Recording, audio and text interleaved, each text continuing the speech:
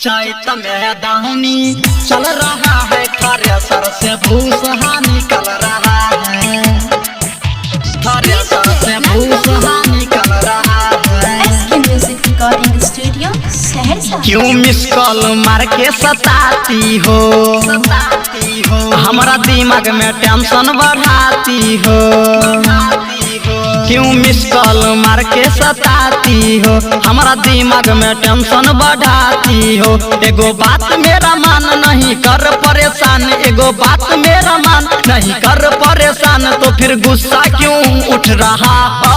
अल्ली रहूना है बीमार, हे छौरा क्या करता है भूसा वाला। चैत में दाहनी चल रहा है थ्रेसर से गेहूं निकल रहा है। चैत में दाहनी चल रहा है थ्रेसर से भूसा निकल रहा है। चैत में दाहनी चल रहा है थ्रेसर से भूसा निकल रहा है, थ्रेसर से भूसा निकल रहा है। हाँ 10 ठोले बर गेहूं काटता है, चलता है खेत में कहाँ मजी। बाबू भैया खेत भेजते हैं, करते नहीं है आराम जी, करते नहीं है आराम जी। 10 ठोले बर गेहूं काटता है, चलता है खेत में कहाँ मजी। बाबू भैया खेत भेजते हैं, करते नहीं है आराम। 12 बीघा खेत मेरा दिमाग जल रहा है, 12 बीघा खेत मेरा दिमाग जल रहा है। देह से चुभता है टप टप पसीना, गर्मी के दिन मारू।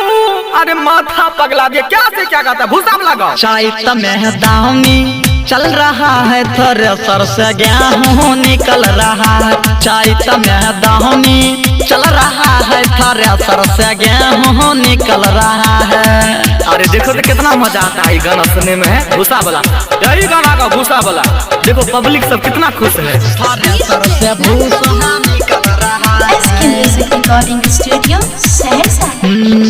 टेंशन मत लो रानी तू, मिलेंगे तुमसे राहत में। सब कुछ होगा डार्लिंग जी, आज ही के राहत में, आज ही के राहत। हाँ टेंशन मत लो रानी तू, मिलेंगे तुमसे राहत में। सब कुछ होगा डार्लिंग जी, आज ही के रात। सच में कहता हूँ रानी तेरी कमसिन है जवानी, सच कहता हूँ रानी तेरी कमसिन है जवानी। गुड्डू संजय भी खिल रहा है अब बहिया में कोसी के सैया। अरे बंद कर अपना मुंह, क्या से क्या कहता भूसा लगा। चैत में दाहनी चल रहा है थ्रेसर से गेहूं निकल रहा है। चैत में दाहनी चल रहा है थ्रेसर से गेहूं निकल रहा है, और कुछ नहीं निकल रहा है।